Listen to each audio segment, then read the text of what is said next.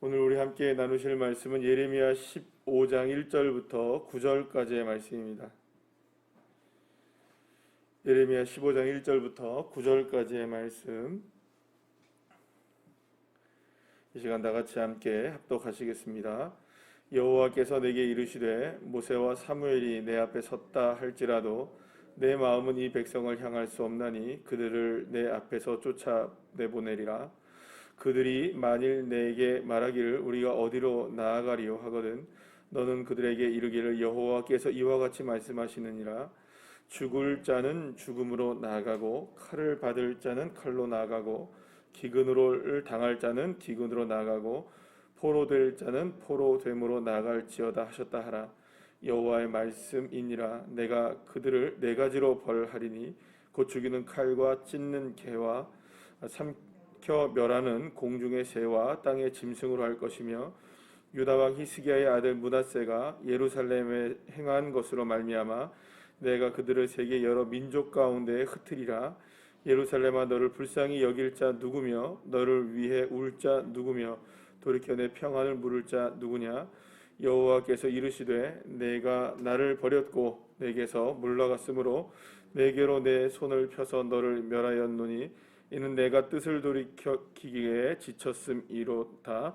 내가 그들을 그 땅의 여러 성문에서 키로 까불려 그 자식을 끊어서 내 백성을 멸하였나니 이는 그들이 자기들의 길에서 돌이키지 아니하였음이라. 그들의 가부가 내 앞에 바다 모래보다 더 많아졌느니라. 내가 대낮에 파멸시킬 자를 그들에게로 데려다가 그들과 청년들의 어미를 쳐서 놀람과 두려움을 그들에게 갑자기 닥치게 하였으며 일곱을 낳은 여인에게는 쇠약하여 기절하게 하며 아직도 대낮에 그의 해가 떨어져서 그에게 수치와 근심을 당하게 하였느니라. 그 남은 자는 그들의 대적의 칼에 붙이리라. 여호와의 말씀이니라. 아멘. 할렐루야. 이스라엘 백성들에게는 존경받는 그 신앙의 선배들이 있었습니다. 오늘 본문에 소개되고 있는 모세와 사무엘이 그런 사람입니다. 특히 이제 모세가 존경받는 이유는 너무나도 분명하죠. 이스라엘 백성들이 애굽에서 살 때에 그 종됨을 하나님의 은혜 가운데 모세를 통하여서 그를 지도자로 삼으시고 그래서 어려운 이 출애굽을 감행하게 하셨고 또 40년 동안 광야를 거치면서 탁월하게 이스라엘 민족을 지도했던, 그래서 사실은 이스라엘 민족에게 있어서는 모세 오경뿐만 아니라 그걸 모세 오경을 그러니까 말하자면 토라라고 하는 그 율법서를 만들어 이렇게 기록했기 때문만이 아니라 단순하게 그것뿐만 아니라 이스라엘 민족을 참으로 잘 역사상 가장 위대하게 이스라엘을 인도했던 사람이 지도했던 사람이 모세였기 때문에 이스라엘 민족은 지금도 여전히 모세를 대단히 존경하고 그들의 신앙의 선배로 혹은 그들의 민족의 위대한 지도자로 그렇게 이제 생각을 하고 있습니다. 또 한 사람을 들자면 오늘 본문에 또 사무엘이라는 사람이 나오죠. 사무엘은 여러분들은 그 사사 시대라는 이런 뭐랄까 역사적으로 가장 이스라엘 민족의 아픈 역사의 순환고리가 있었습니다. 이게 사사 시대였는데 하나님을 떠났다가 하나님을 돌아오고 하나님께 떠났다가 또 다시 돌아오는 이런 역사적 순환고리를 끊고 오직 여호와 하나님을 갈망할 수 있는 길로 나가게 했던, 그래서 사사시대의 고리를 끊고 왕정시대를 시작하는 그 가교 역할을 했던 아주 탁월한 지도자가 누구냐? 바로 이 사무엘 선지자였습니다. 사사이기도 하고 선지자이기도 하고 여러 가지로. 그래서 사실은 이 사무엘이 그만큼 이스라엘 민족에게 이 추앙을 받고 또 이렇게 존경을 받는 이유는 사무엘을 통하여 누가 또 기름을 부음을 받게 됩니까? 다윗이 기름을 부음을 받게 되고요. 물론 여기에서 이제 다윗은 오늘 소개되지는 않았지만 그래서 사실은 더욱더 이 사무엘은 굉장히 존경을 받는 인물로 이렇게 알려져 있는 것입니다. 자, 그런데 오늘 본문에서 왜 갑자기 하나님이 모세와 이 사무엘을 소환하셔서 이야기를 이끌어 가시느냐? 이스라엘 백성들이 계속해서 하나님 말씀에 귀를 기울이지 않고 또 유다 백성들이 계속하여서 범죄를 저지릅니다. 하나님은 오늘 본문 말씀에서 구체적으로 무슨 얘기를 하시냐면 이제 멸망당할 자는 파멸을 그냥 당할 것이고 포로로 끌려갈 사람들은 포로로 끌려갈 것이고 또 그렇게 죽는 자는 죽을 것이고 이제 하나님은 더 이상 이스라엘 백성들을 향하여 유다 백성들을 향하여서 나는 이제 손을 놓았다 이렇게 얘기하시는 거죠. 여러분들 이거 사실은 굉장히 끔찍한 말입니다. 그러니까 여러분들 한번 생각해 보십시오.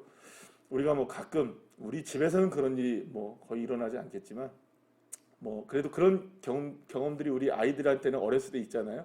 네 마음대로 해. 뭐 네가 뭘 하든 난 상관 안 해. 이렇게 얼마나 화가 나면 여러분들 그 부모님들이 자녀들한테 그렇게 얘기할 때가 가끔 있잖아요. TV 같은 데 보면 그런 일 있잖아요. 네가 마음대로 해. 더 이상 뭐 나는 너랑 관계가 없어. 그러면 뭐 뭘 하든 난 상관없어. 그러는 거잖아요. 그죠? 그러니까 뭐 생각해 보면은 그 말은 굉장히 끔찍한 말입니다. 뭐 여기 오늘 본문에 여러분들 말씀하시는 거 보면 2절 말씀을 보시면 뭐 어디로 나갈지 우리한테 알려주시오. 그러니까는 뭐 죽을 자는 죽을 자로 데려 나가고 뭐 칼을 받을 자는 칼을 받는 대로 기근 당할 자는 기근 당하는 대로 또 포로로 끌려갈 자는 포로로 끌려가는 대로 나는 뭐 상관하지 않는다 이렇게 얘기를 하시는 거예요. 이제 하나님은 더 이상 이스라엘 백성들을 향해 유다 백성들을 향해 마음을 돌이키실 생각이 자체가 없으신 겁니다. 거기다가 오늘 뭐라고 말씀하십니까? 네 가지 벌을 주겠다. 칼, 죽이는 칼과 뭐 그다음에 찢는 개와 삼켜 멸하는 공중의 새와 땅의 짐승들로 할 것이다. 그러니까 이미 하나님은 지금 사실은 이게 지금 다 뭡니까? 지금 여기서 말하는 거는 뭐 전쟁도 나오고 어떤 자연 재해도 나오는 것 같기도 하고 또한 그 들짐승 같은 거 이런 거 나오는 거 보니까는 여러 가지로 이제 이스라엘 백성들은 사면초가가 되는 거예요. 더 이상 이스라엘 백성들에게 그 어떤 소망도 없어 보입니다. 자, 그래서 이제 사실은 예레미야도 하나님 앞에 부르짖잖아요. 하나님 용서해 주시고 다시금 이렇게 기회를 주십시오. 얼마나 선지자들이 이렇게 하나님 앞에 부르짖습니까? 근데 하나님은 돌이킬 마음이 없으셨던 거예요. 근데 이제 지금 누구를 그래서 소환하시느냐? 모세와 사무엘을 소환하시는데 뭐라고 말씀하시느냐? 아무리 그 모세와 사무엘이 사실은 모세와 사무엘을 하나님이 얼마나 사랑하셨습니까? 그런데 심지어는 모세와 사무엘이 이 상황에서 이스라엘 백성들을 좀 용서해 주시고 하나님의 이 재앙의 뜻을 좀 돌이키셔서 다시금 좀 이스라엘 백성들에게 좀 기회를 주십시오라고 모세와 사무엘이 이야기를 한다 할지라도 어떻게 하겠다고 하십니까? 1절 말씀에 마지막에 보시면 그들을 내 앞에서 쫓아낼 것이다 이렇게 얘기합니다. 그러니까 그 하나님이 가장 사랑하시는 모세와 사무엘 그리고 이스라엘 백성들이 그토록 존경하는 모세와 사무엘이 그 이스라엘 백성들을 좀 한 번만 봐주세요 이렇게 얘기를 한다 할지라도 하나님은 더 이상 이스라엘 백성들을 용서하실 마음이 없으시다라고 말씀하고 계시는 겁니다. 그러니까 하나님의 진노와 재앙 그리고 또 이스라엘 백성들을 향한 그 실망스러운 마음이 얼마나 큰지를 우리가 여기서 이제 알게 되는 거죠. 그 누가 와도 이제 더 이상 이 마음을 돌이키시지 않으시겠다라고 말씀하고 있는 겁니다. 자, 그러면 여기서 우리가 함께 생각해 보면 하나님의 마음이 이렇게 결정이 되셨구나. 여기서 우리가 이렇게 생각을 할 수도 있을 거지만 한 가지만 우리가 조금만 더 이렇게 깊이 한번 생각을 해봅시다. 여러분 그러면 왜 하나님이 굳이 모세와 사무엘도 안 된다라고 얘기하셨을까요? 뭐 이 시대에 그러니까는 결국엔 이 시대에 모세와 사무엘이 살아도 안 된다는 거예요. 이 말은 모세이고 사무엘이기 때문에 안 된다는 말이 아니라 모세이고 사무엘이어도 안 된다는 겁니다. 무슨 말이냐? 모든 사람들이 아무리 모세와 사무엘이라 할지라도 하나님의 마음 돌이키지 못한다는 겁니다. 사랑하는 여러분, 여기서 우리가 한 가지 분명히 알아야 될 것은 이스라엘 백성들이 지금 계속해서 하나님께 지적받는 것 중에 하나가 무엇이었습니까? 교만함이었습니다. 그죠? 그러면 그 교만함이란 무엇이었습니까? 여러분, 교만함이 뭘까요, 여러분들? 그냥 어깨에 뽕 들어가고 뭐 고개가 빳빳해지고 이런 게 그냥 교만함일까요? 그거는 교만함의 겉모습이죠. 교만함의 본질은 뭘까요, 여러분? 주인이 자기가 되는 게 교만입니다. 그러니까 내가 주인이 하나님이 아니라 내가 될 때 그게 이제 교만함의 본질이 되어지는 것이죠. 그럼 이스라엘 백성들이 지금 하나님을 떠나는 이유가 어디 있나요? 하나님의 말씀을 왜 안 듣나요? 그들이 하나님의 백성임에도 불구하고 하나님의 말씀을 떠나고 하나님과는 전혀 관계없는 인생을 살아가는 이유가 어디 있습니까? 교만함 때문인 거예요. 하나님 더 이상 내 주인 아닙니다. 하나님 내가 내 마음대로 좀 살아볼 거예요. 하나님 나에게 이렇게 간섭하지 않으셨으면 좋겠어요. 그러니까 우리가 대놓고 여러분들 그럼 이스라엘 백성들은 대놓고 이랬을까요? 또 그건 또 아니라는 거예요. 그러니까 여러분들 굉장히 좀 애매한 게 뭐냐면 어찌 보면 교만한 것 같기도 한데 어찌 보면 안 교만한 거예요. 여러분 어떤 게 더 위험할까요? 대놓고 교만한 거는 교만이죠. 그렇잖아요, 여러분. 대놓고 교만한 건 교만하다고 얘기를 할 수 있잖아요. 아, 저 사람 진짜 교만해 보이네. 그런 사람 있잖아요. 그런데 진짜 애매한 사람들 있잖아요. 이거 교만한 건지 이게 겸손한 건지 이게 잘 모르겠는 사람 있잖아요. 여러분 이게 더 위험하죠. 왜 그럴까요? 사람들도 속고 자기도 속는 거죠. 여러분 만약에 예를 들어서 모세와 사무엘이라고 생각해 보세요. 모세와 사무엘. 모세와 사무엘이 이 자리에 있다고 생각해 보세요, 여러분. 우리가 이 자리에 모세와 사무엘이. 그러면 여러분 얼마나 겸손하겠어요, 모세. 여러분 얼마나 사무엘이 겸손하겠어요, 하나님 앞에. 아닌가요, 여러분? 적어도 모세와 사무엘이 내 옆에 지금 앉아서 예배를 드린다고 생각하면 여러분 얼마나 그분들은 그냥 여러분들 모세가 빛이 나서 얼굴에다 뭘 가립니까, 여러분? 수건을 가렸잖아요, 수건. 나중에 사도 바울도 그런 일들이 있었지만, 그러니까 얼굴에 수건을 가려야만 그 사람을 만날 수 있을 정도였으니까 얼마나 대단한 인생입니까, 여러분들? 여러분 옆에 바로 지금 모세가 앉아 있다고 생각해 보세요. 여러분 바로 옆에 사무엘이 앉아 있다. 여러분 바로 옆에 다윗이 앉아 있다고 생각해 보세요.